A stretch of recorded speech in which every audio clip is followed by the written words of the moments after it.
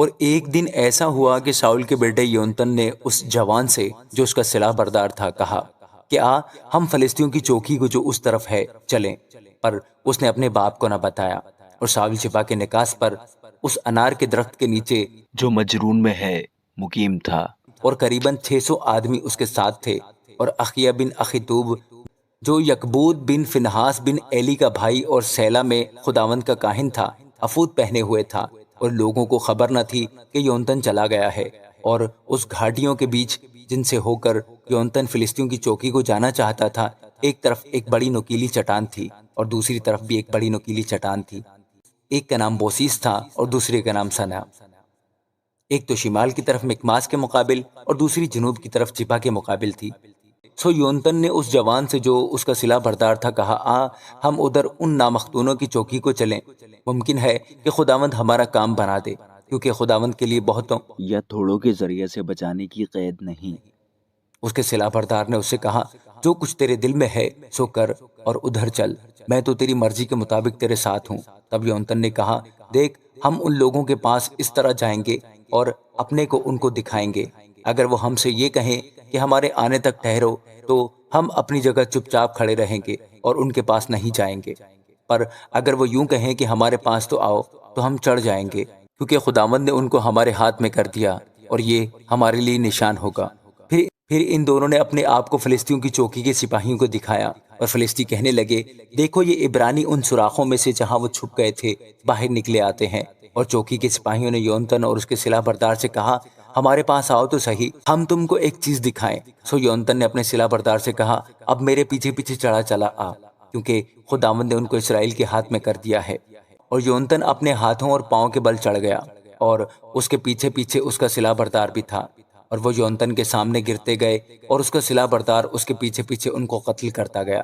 یہ پہلی خون ریزی جو یونتن اور اس کے سلاح بردار نے کی قریباً 20,000 آدمیوں کی تھی۔ جو کوئی ایک بیگ زمین کی رگاری میں مارے گئے۔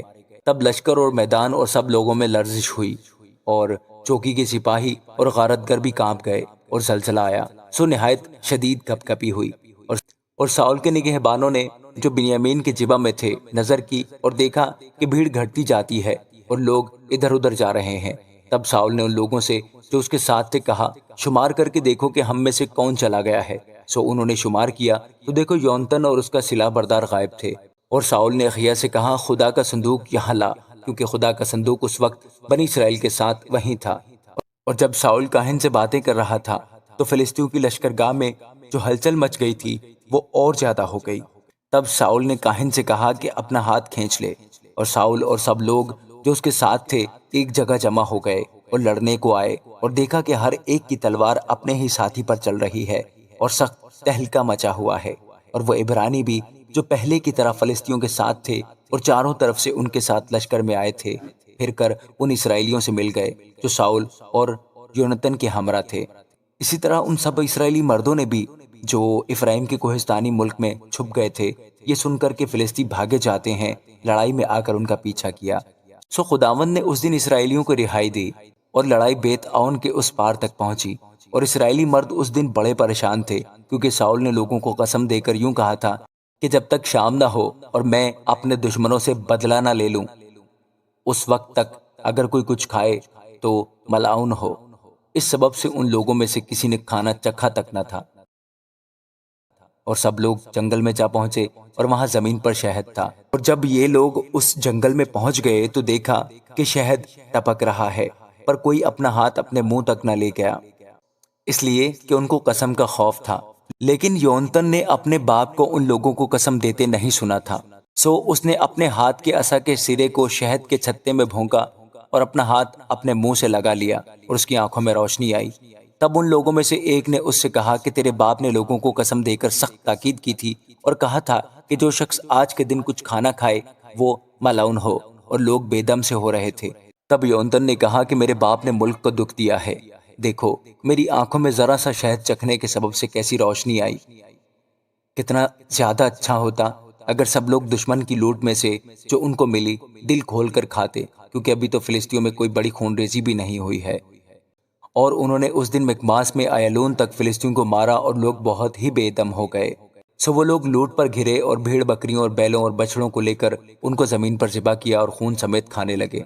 تب انہوں نے ساؤل کو خبر دی کہ دیکھ، لوگ خداوند کا گناہ کرتے ہیں کہ خون سمیت کھا رہے ہیں۔ اس نے کہا، تم نے بے ایمانی کی، سو ایک بڑا پتھر آج میرے سامنے ڈھلکا لاؤ۔ پھر ساؤل نے کہا، لوگوں کے درمیان ادھر ادھر جا کر ان سے کہو کہ ہر شخص اپنا بیل اور اپنی بھیڑ یہاں میرے پاس لائے اور یہیں ذبح کرے اور کھائے اور خون سمیت کھا کر خداوند کا گنہگار نہ بنے۔ چنانچہ اس رات لوگوں میں سے ہر شخص اپنا بیل وہیں لایا اور وہیں ذبح کیا، اور ساؤل نے خداوند کے لیے ایک مذبح بنایا۔ یہ پہلا مذبح ہے جو اس نے خداوند کے لیے بنایا۔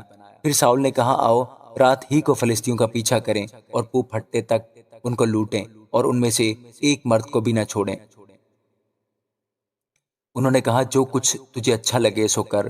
تب کاہن نے کہا کہ آؤ ہم یہاں خدا کے نزدیک حاضر ہوں۔ اور ساؤل نے خدا سے مشورت لی کہ کیا میں فلسطینیوں کا پیچھا کروں؟ کیا تو ان کو اسرائیل کے ہاتھ میں کر دے گا؟ پر اس نے اس دن اسے کچھ جواب نہ دیا۔